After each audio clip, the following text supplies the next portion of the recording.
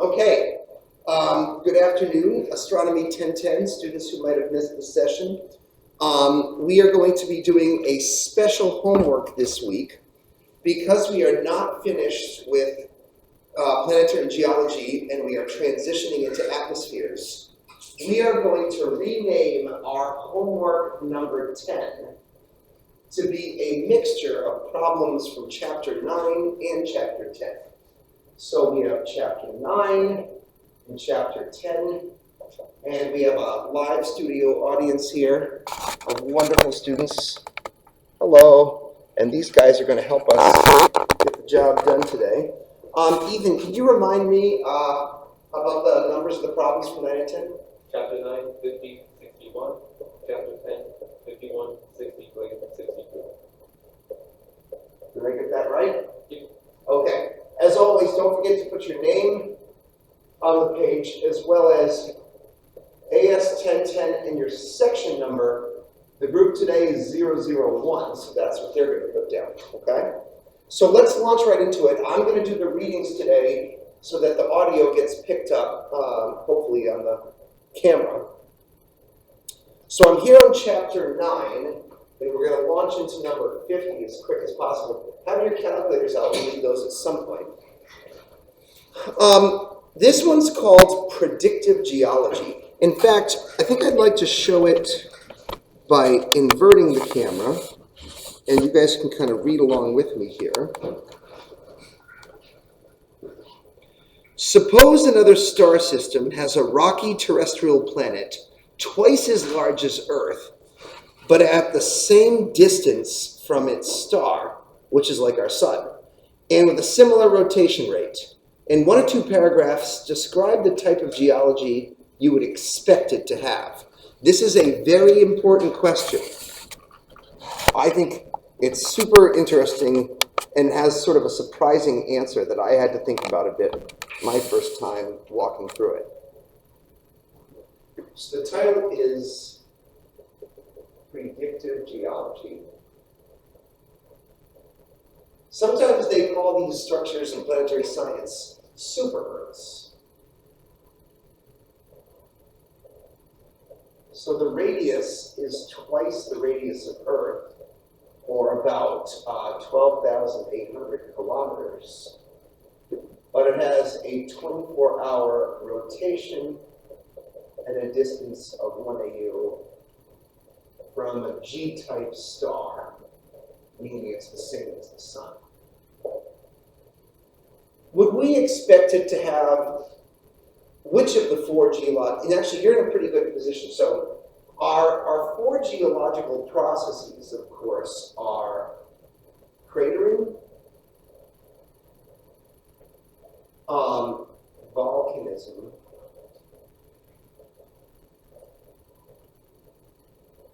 tectonics, and erosion. Which of these things would we expect our new Earth to have, students? Does Earth have all 4, Ethan? Yes. Oh, right.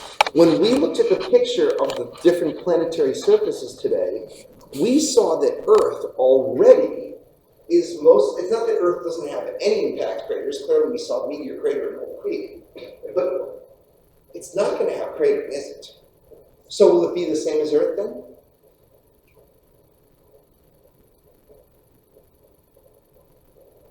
That's the real question, isn't it? Will it be the same as Earth? Yes. No. No, it will not. But it's going to be Earth on steroids, right? What would the lithosphere of such a planet look like? Remember our lessons on internal heat? How would being bigger than Earth affect your internal heat?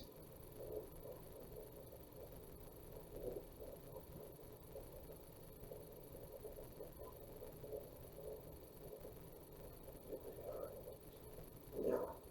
Let's just get our answer down, because I feel like you guys maybe, this is okay that you're missing the point, because I missed the point the first time too.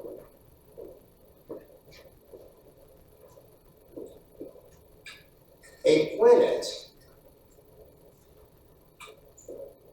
with twice, let's write it like this, Earth's radius would be expected to retain a lot more internal heat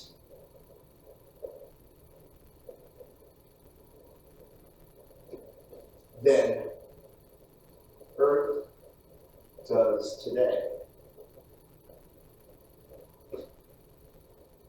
This would cause the planet to have a super thin lithosphere that would develop many surface cracks and vents. This should lead to a much more volcanically active. All right, here I'm going to have to switch over to the other side of the board. This should lead to a much more volcanically active planet. And here I'm going to transition. Just leave the camera up for 1 second.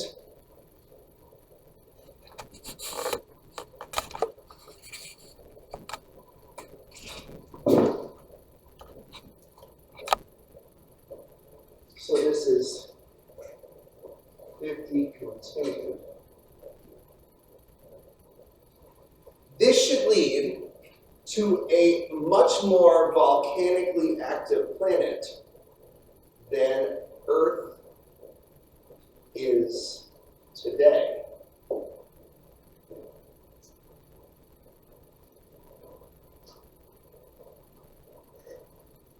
Volcanic outgassing should produce a thick atmosphere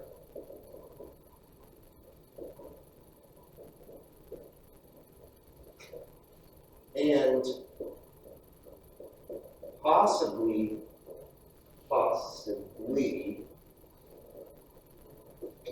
some liquid water that could develop, sorry, my handwriting.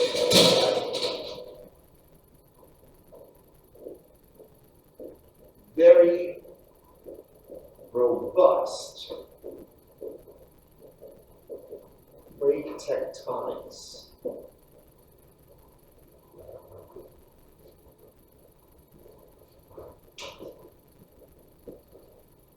A similar rotation rate would lead to heavy wind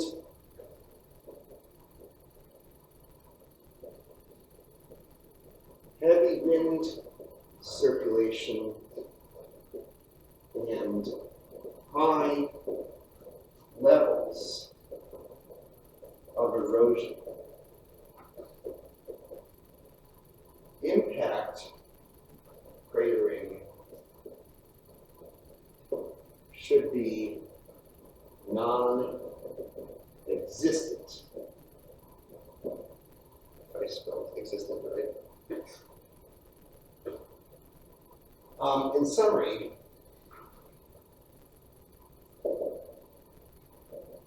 this is not, quote, Earth 2.0, but a violent, unstable, volcanically active world. Like examples from science fiction would be in Star Trek, the planet Vulcan. I think if you remember in Star Trek when I was a kid, they'd have Spock's whole world being covered in volcanically active mist and lava flows. Or for the modern Gen Z kids, or in Star Wars, you know that Mustafan planet where they have that, we talked about that lightsaber battle, right? So, and it's, yeah, it's kind of cheesy to bring science fiction into it, but maybe not. These are ways that we could picture and imagine what these worlds would be like. Now, I don't know how to spell the Star Trek Mustafan because I'm Gen X, but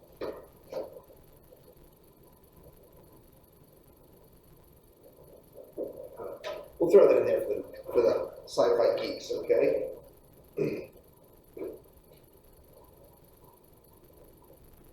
That's just kind of a fun way to end our answer, which I think is valid.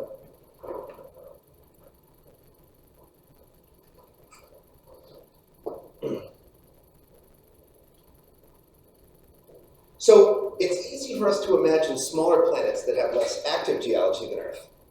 Since we don't have a similar example in our solar system to show pictures of, it's harder for us to think, oh, this is different than Earth, right? Shouldn't be the same. That's why this question is so cool, because it gets you to imagine that there could be such a planet like this out there in the galaxy somewhere. Okay.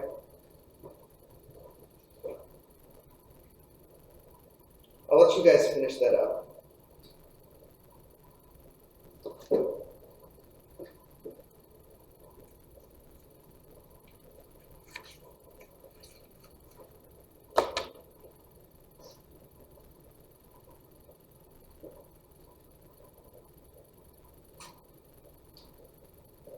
Meanwhile, I'll go back over here and start prepping up our next question to keep things flowing for the camera.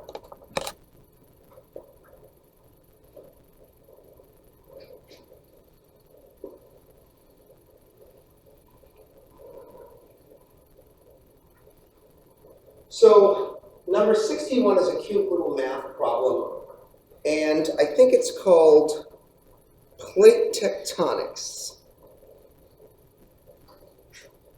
This is 61, huh?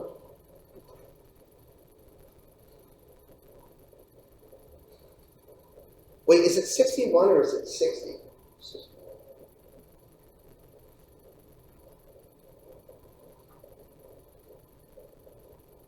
Okay. Why do I remember doing something like this?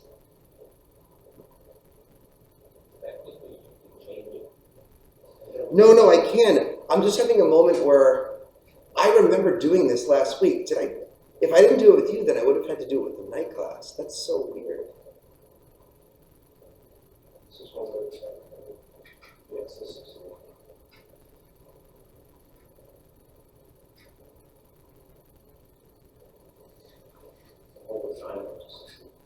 Did we do 61 in homework 9? That's what it is. We did 61 in homework 9. Oh, good, the video's still going. I cannot minimize this for a video.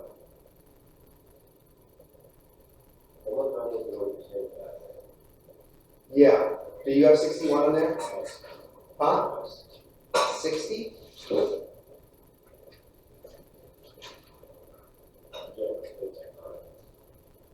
But I remember doing 61. Can I see? Okay, yeah. This is what's interesting. That is 61.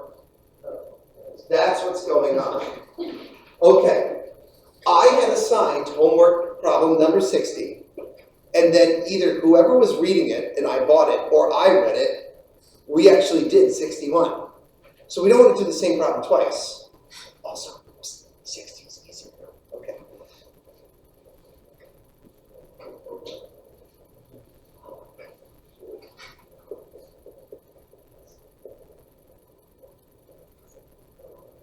This is what we need to do, okay? All right. And anyone who sees will recognize that this is what happened here. 60. Plate tectonics. A typical motion of one plate relative to another is 1 centimeter per year. At this rate, how long would it take for two continents 3,000 kilometers apart to collide? What are the global consequences of motion like this? Definitely not the one we did last week, because we did the one on how much surface area is created.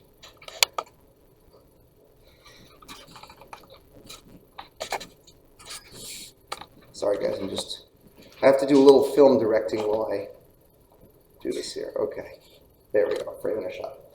Okay, so, sorry, can you guys give me the numbers again? All right, so let's draw two. I am really bad at doing constants. But what I'm going to attempt to do, and I'm not going to do a good job, is I'm going to try to draw something like South America and the African plate, okay? So let's see here. So here's South America.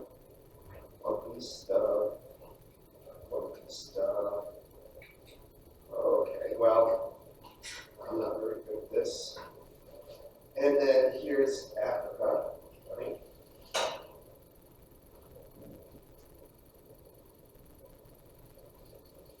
Okay, so here's our two continents. All right, well, you can tell I was not cut out to be an art professor. And they said the two continents are separated by what? 3,000 kilometers. The reason why I picked Africa and South America is they clearly show some jigsaw puzzle connection, right? And I think if you measure the distance, it's pretty close to 3,000 kilometers. Now, in this case, they say two plates are moving. In this case, in reality, Africa and South America are drifting apart. But now they're imagining that these two continents are actually pushing towards one another at a relative velocity of 1 centimeter per year. And they want to ask the question, how long to collide? Now this seems really easy to me. Does it seem easy to you guys on how to do that? No? What about dimensional analysis? Okay, you could convert this to centimeters or that to kilometers. Which seems the most organic, Cole?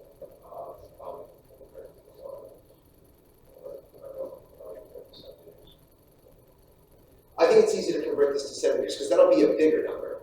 If you convert this to kilometers, you're going to get 0.000. You know what I mean? So do you remember how many centimeters are in a kilometer? A kilometer, of course, is 1,000 meters, but how many centimeters is that? If you can't remember, then we have to do it again.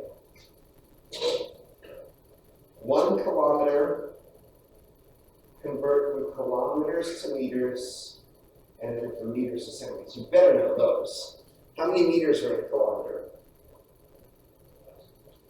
Okay, 1,000.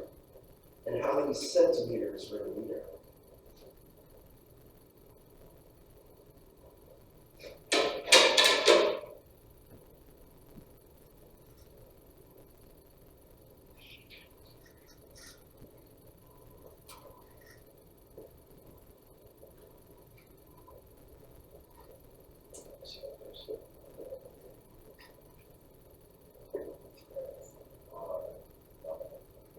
Centi is 100, right? Okay. So what do you get if you do 100 times 1,000?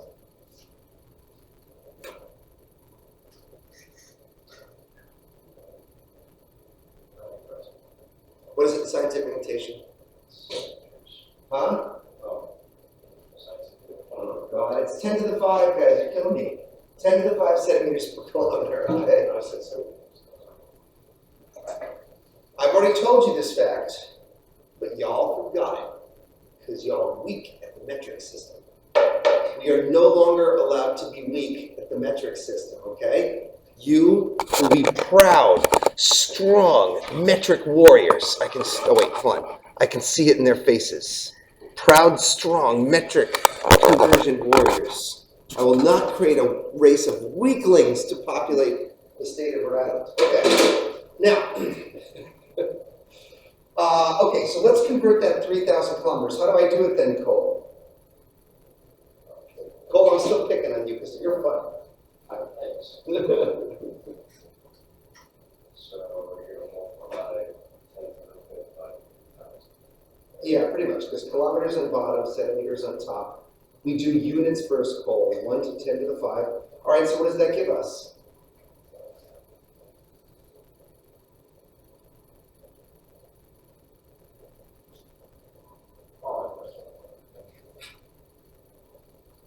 Oh, come on. Go. He's punching it into his calculator. 5 zeros, 6, 7, 8 zeros. Yeah. So what is it? 9. Just give it to me in scientific notation. It's 3 times 10 to the 8. What are my units? Okay, but you know what else that is? That's the same as 300 times 10 to the 6 centimeters.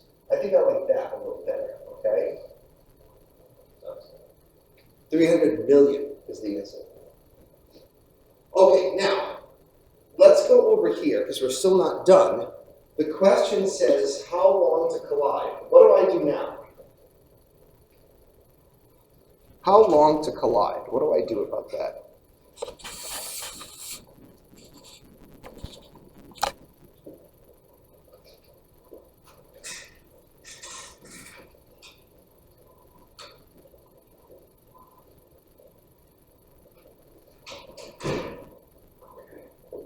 A velocity of 1 centimeter per year, a distance of 3,000 kilometers, which we now know is 300 million centimeters.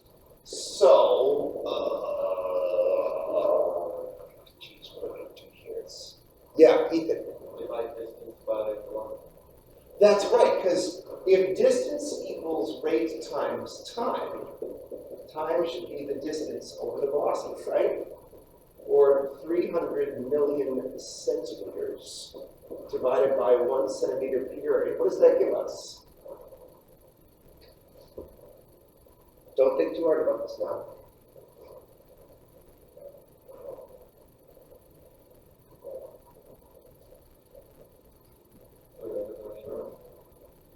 Years.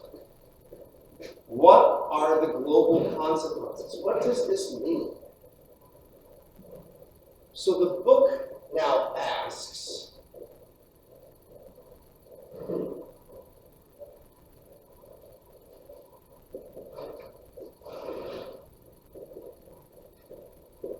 what does this mean? Now, I don't expect you guys are going to understand the point of this. This is sort of like 2.0 level thinking here. That's required here, the sort of scientific brain that we are developing. But this means something for planetary science. Okay, but give yourselves a shot. What's going to happen to these two continents in 300 million years? They're going to smash into each other. What does that mean for the planet? Huh? A lot of tectonic movement. So if I showed you the same picture of Earth 300 million years ago, would it look like the one that I showed you in class today? Would you be able to recognize it as Earth? What made you recognize Earth is because you saw the shape of South America and Africa, right? I don't think you'd even recognize it. You'd be like, what the fuck is that? Huh? When did it show Pangea? Okay, right, but go 300 million years before that, and what would you see? Right. Okay. This number here, this represents what's called a geological time scale, over which the surface of Earth will will rearrange its features and repave the planet due to plate tectonics. So the whole idea is that 300 million years represents a good time for the planet to remolt its skin. There's very few parts of the Earth that are much older than this because of that. Unlike the Moon, which has rocky surfaces that are 4 billion years old, Earth does not have comparable surfaces. Its plate tectonics keeps molting the skin of the snake, right? Lovely question considering today's discussions. All right. While you guys finish that, I'll keep the video moving and we'll queue up the next problem.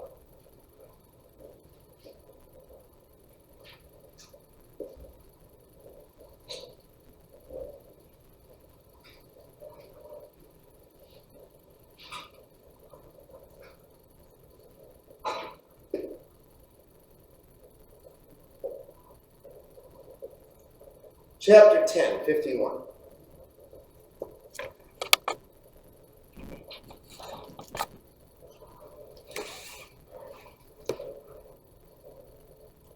Magic Mercury. Suppose we could magically give Mercury the same atmosphere as Earth. Assuming the magical intervention happened only once, would Mercury be able to keep its new atmosphere? What do we think? Mercury today does not show any atmosphere. And what do you guys remember what the surface of Mercury looked like when we did that in class?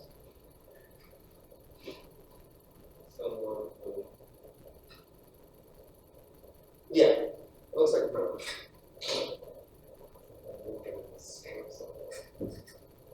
Give something like Earth's, this would be like terraforming, right? Transforming the atmosphere of a planet.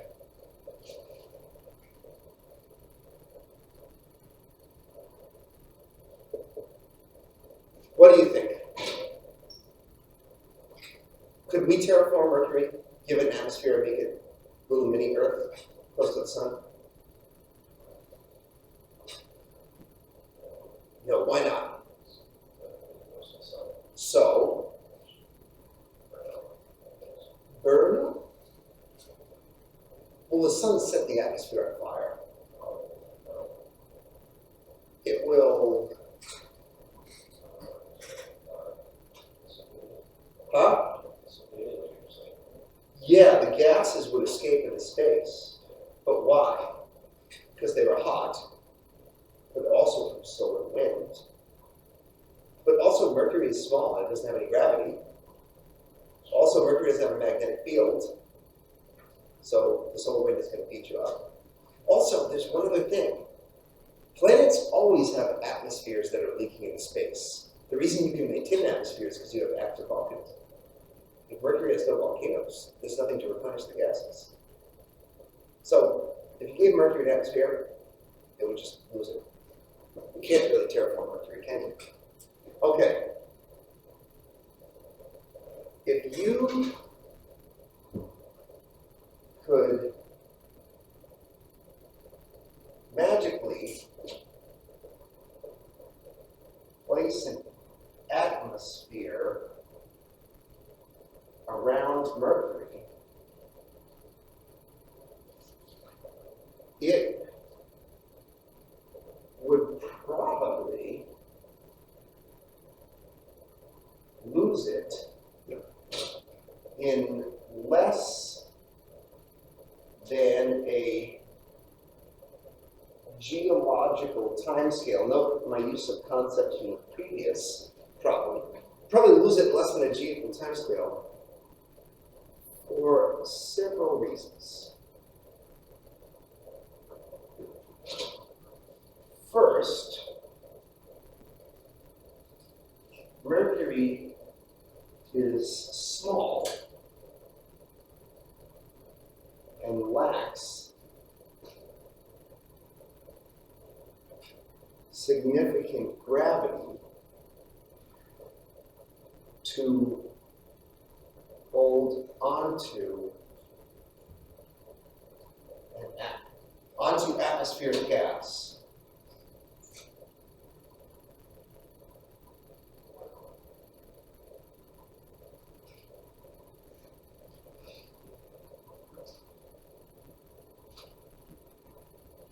Secondly,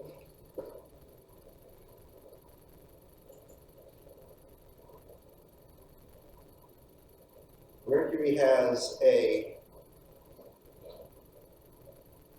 hardened lithosphere with no active volcanism to replace the lost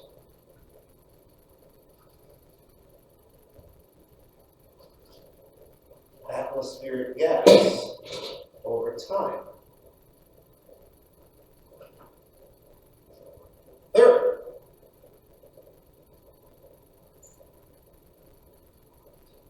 Mercury's close proximity to the sun would mean, we're going to say high daytime temperatures, but we'll do that on the next board. Let me just take a moment to leave that up here.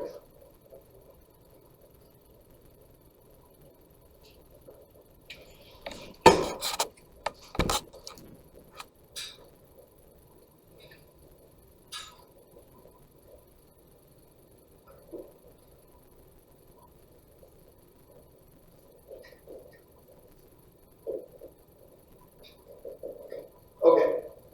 Third, Mercury's close proximity to the sun would mean high daytime temperatures that would lead to thermal escape of gas to space. Basically, that means the gas boils away. Finally,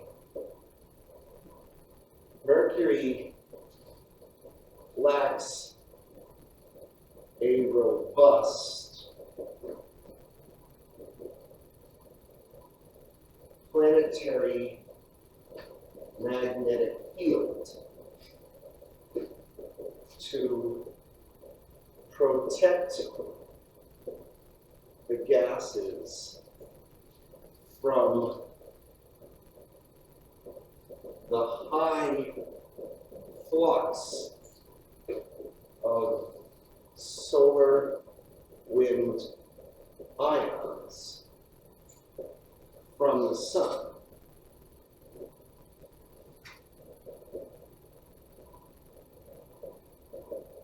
The solar wind would also, how do I say this? Would break apart molecules and allow light atomic gas to quickly escape space.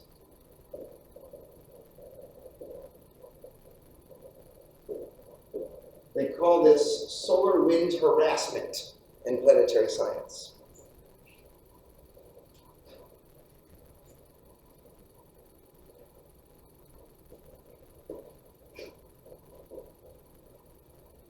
In short, you can't terraform Mercury.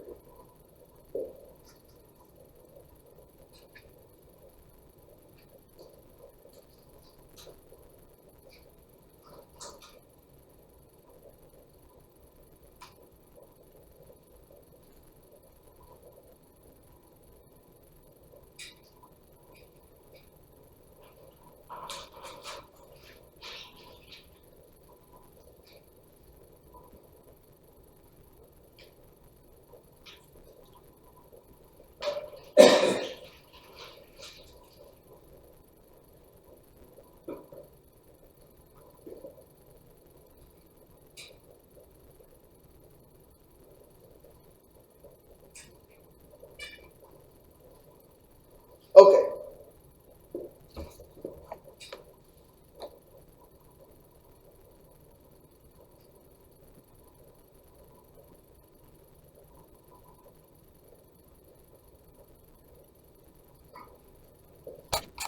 Let's go back over here. Give these guys a moment to finish up. And now we're on chapter 763.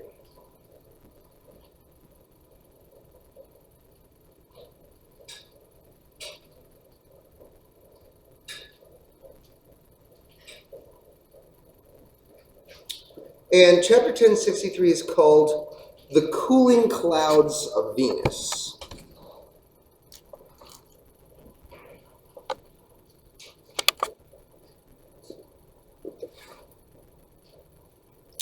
It says in table 10.2, which I'll talk to you about, it shows that Venus's temperature in the absence of the greenhouse effect is lower than Earth's, even though Venus is closer to the sun. What would Venus's no greenhouse temperature be if its clouds were more transparent, giving a reflectivity the same as Earth's? What would the actual surface temperature be if you put the greenhouse effect back in and change it by the same number of degrees as today? In the table that they're talking about, they show you, let me kind of put it up here for the camera. This is table 10.2. Where is this here?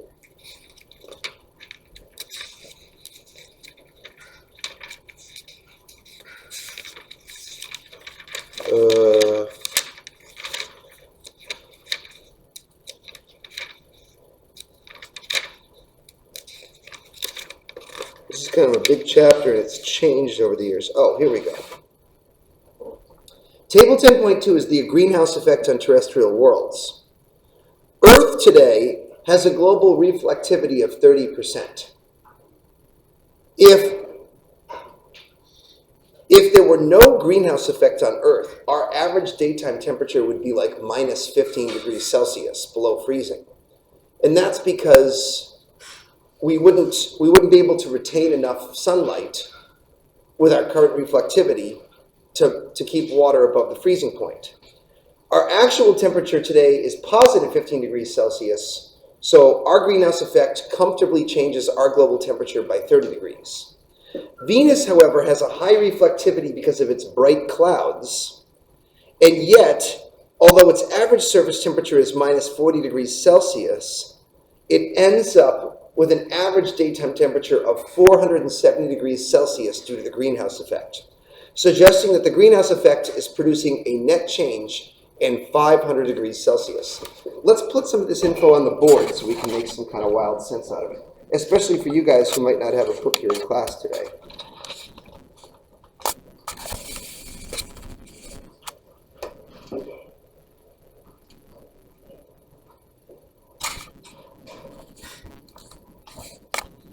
Sorry, I'm doing some director stuff here. Okay.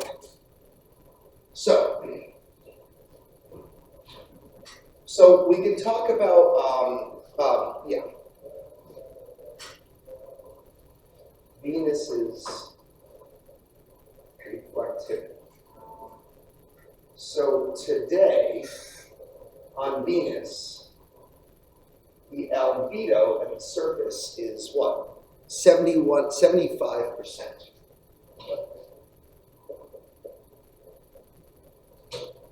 And that means that the temperature today is 470 degrees Celsius, but its so-called no greenhouse temperature, the temperature that it would have if the greenhouse effect were not present, is an awkward and weird, colder than Earth's minus 40 Celsius. And you're supposed to be saying, huh, how can that be colder than Earth? It means that the so-called greenhouse effect, which heats up a planet's surface due to greenhouse gases, has a delta T, or a change in temperature of, wait for it, 510 Celsius degrees is how you're supposed to write that. They didn't do that, right?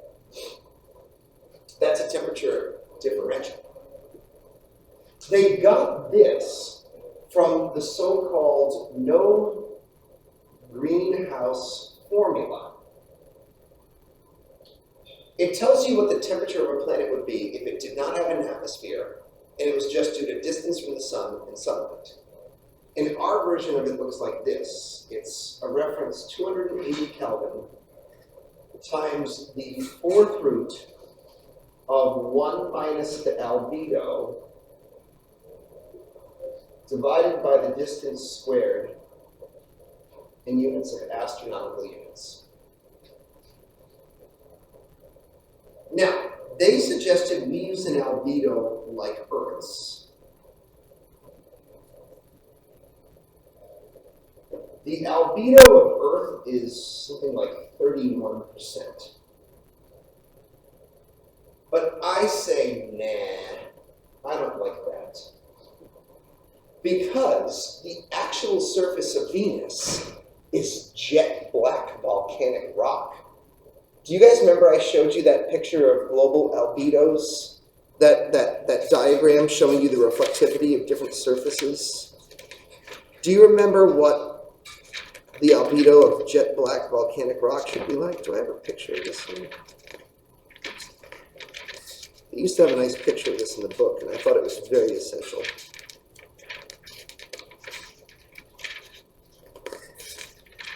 Damn, they took that out. That's a huge oversight on the book's design.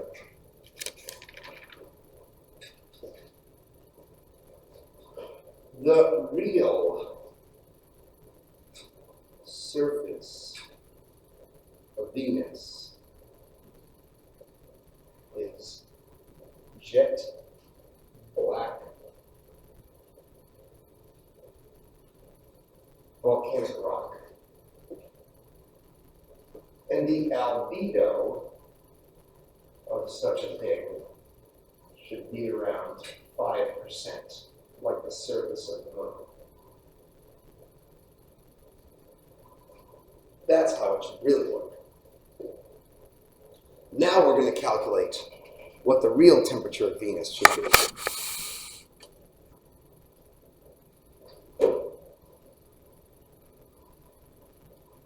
If it weren't for the reflective clouds.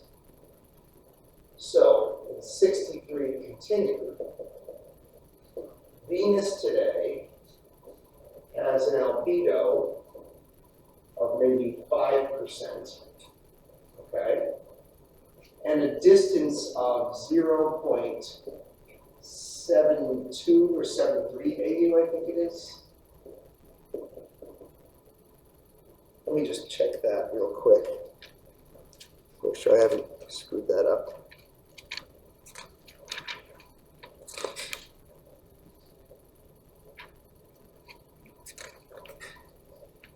.72.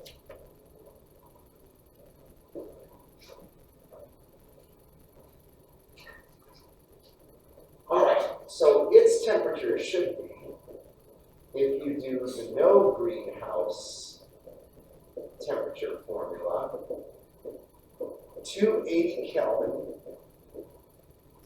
times the fourth root of 1 minus 5% over over 0.72 squared.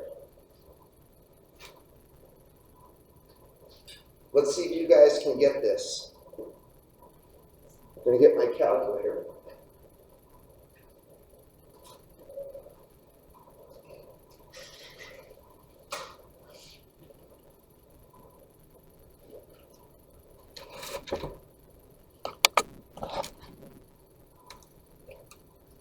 Walk you through the punching here.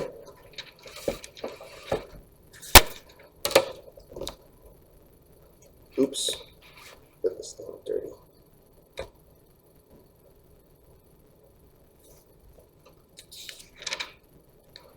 All right. So, first we're going to do the interior. Do 1 minus 0.05 and hit equals. What do you see on your calculators? All right. Divide it by 0.72, hit the x squared key, and then hit equals again. What do you see?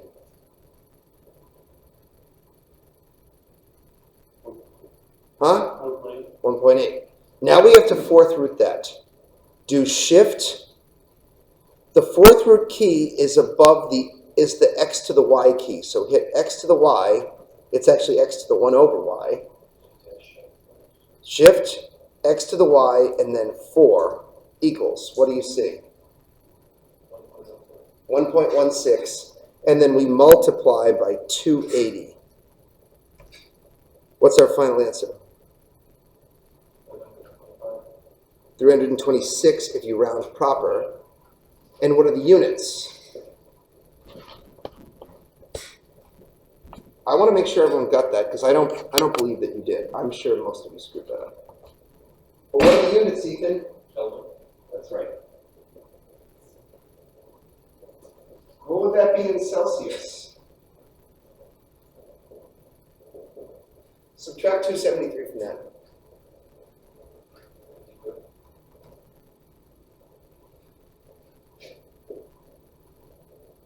How does that compare to Earth?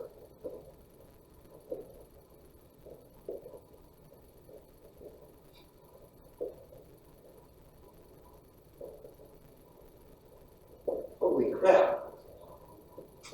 That's hot. Because Earth's global temperature today is about 15 degrees Celsius, right?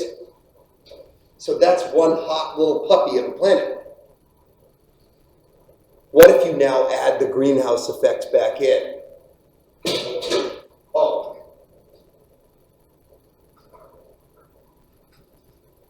Add the greenhouse in, you'd have, let's do this all in Celsius. 53 Celsius plus a net change of 510 Celsius degrees equals 560 degrees Celsius.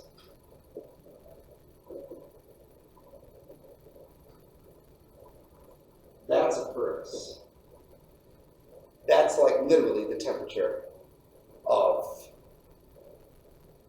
an industrial furnace. I think.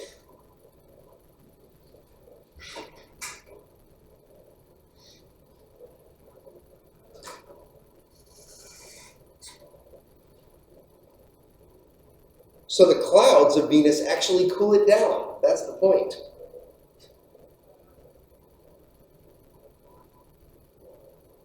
Yeah. 400 Celsius degrees is the typical temperature of an industrial furnace. Right?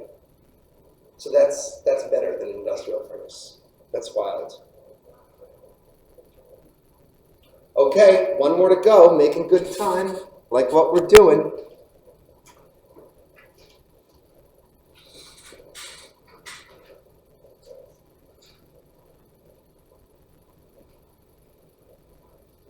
Chapter 1064.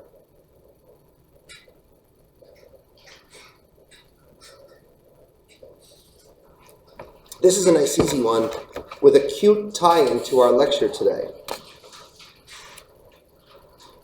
It's not going to be obvious to you guys right away what's going on. Mars's elliptical orbit. Mars's distance from the sun varies from 1.38 AU to 1.66 AU. How much does this affect its no greenhouse surface temperature at different times of the year? Comment on how this affects Mars's seasons. This ties into the Mars map today and has a beautiful tie-in with our lecture using our lab using the Mars Mola map. All right, let's get the data down there.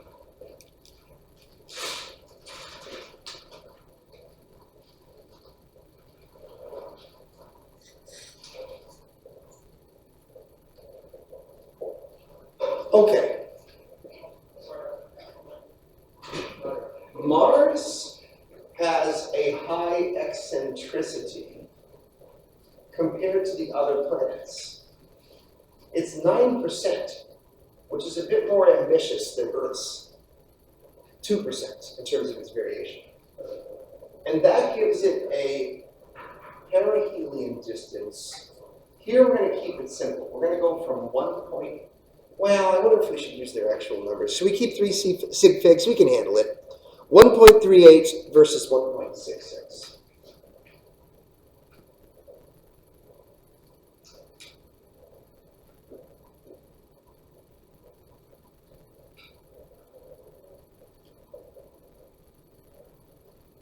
Our goal is to find what temperature Mars should be at perihelion and aphelion, just based on sunlight and global reflectivity. We need to know the albedo of Mars. According to the table that I looked at earlier, if I quickly check it out,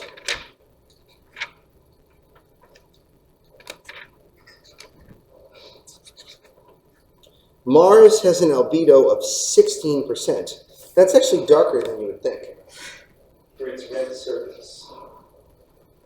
16% means 0.16.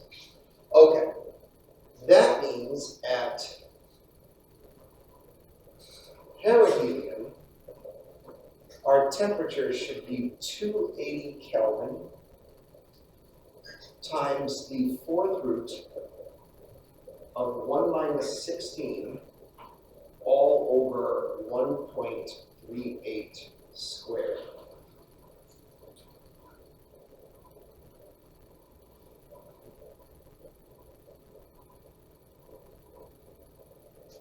You guys just learned how to punch this in, right? Let's talk you through it again.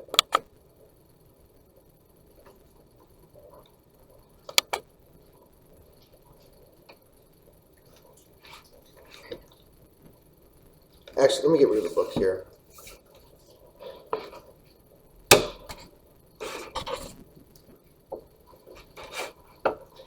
Okay, we're going to do the interior of the parentheses first. 1 minus 0.16 and hit equals. What number do you see? 84%, right? Okay. Divide by 1.38 squared. After you square it, hit equals. What do we see? 0.44. Show your neighbors if they're getting confused, because some of them clearly will be. Okay, now we have to 4th root it. Shift x to the 1 over y 4 equals. What do you have now?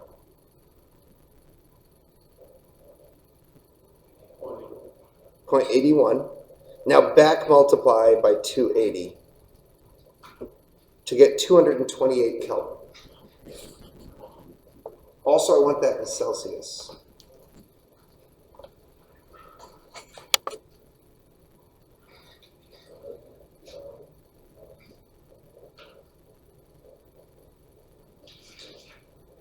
If you subtract 273, what is that? Negative 49 degrees Celsius. Now, at aphelion, the temperature is 280 K. What? Yep, you're right. Thanks. I was just testing you, Cole, to see if you were paying attention. Cole has passed my test. Everything's okay. Where's my eraser? Here. There it is. Thank you, Cole.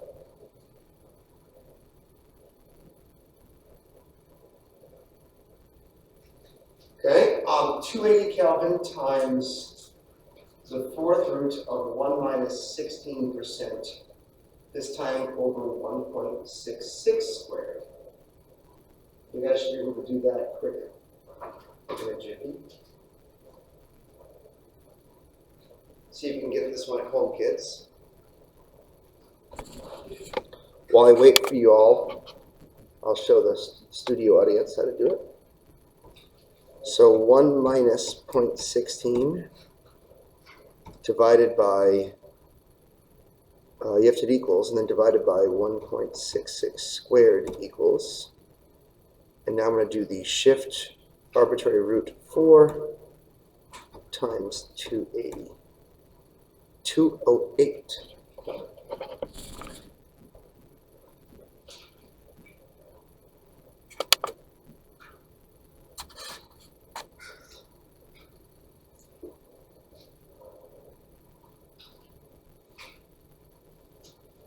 Something's weird here.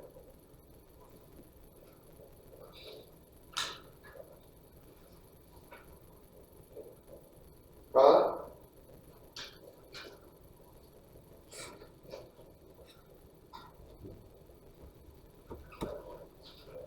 Negative 65.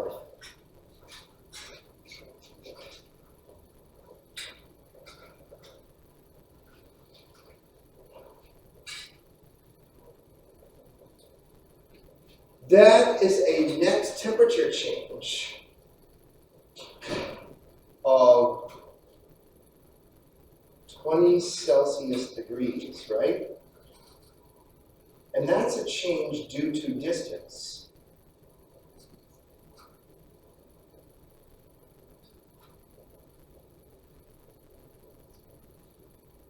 Here's the thing that's really crazy. If you work out Mars's axis tilt, the point of that 20 degrees change, 20 Celsius degrees change due to distance, is it actually suggests why oceans would have formed in the North Pole of Mars. See, and here I'm going to just go over here and draw a little picture to help you guys understand. Mars has the same axis tilt as Earth, but it has a pretty extreme variation in distance. So let's say this is the sun, right? If you look at the orbit of Mars, it's got a 23 or 24 degree axis tilt, just like Earth does. But at perihelion, the North Pole of Mars is pointed away from the sun. And at aphelion, the North Pole of Mars is pointed towards the sun. So if you're in the northern hemisphere, this is the summertime. And at perihelion, the northern hemisphere has a tilt. How do I put this? If the axis tilt is away from the sun, this is actually wintertime for the northern hemisphere. So you have a mild winter because you're close to the sun. But in the south, you have a harsh, hot summer. If you go over here to aphelion, in the north, you actually have a mild winter because you're tilted towards the sun when you're farther away. But in the south, sorry, I got that wrong. When you're tilted towards the sun, it's summer. You have a mild summer. But in the south, you have a harsh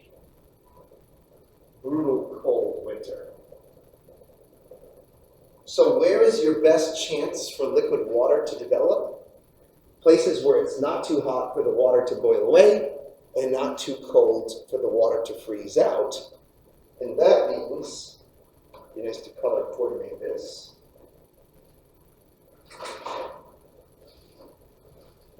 The northern hemisphere is best, but sorry, this marker was not what I wanted.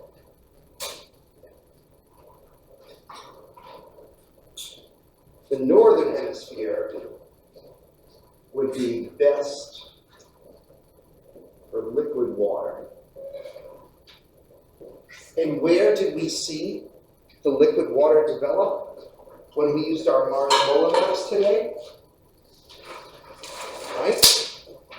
You can see that on our topographical map of Mars, the dark blue areas, sorry, that's the southern hemisphere. Up here is the northern hemisphere. That seems to be where all of the ocean that all of these rivers and tributaries are flowing into are found, right? So we can literally trace the water in Mars's northern hemisphere to fundamental planetary issues, like a 23-degree axis tilt, but also that 9% eccentricity that allowed for harsher conditions in the southern hemisphere and milder ones in the north.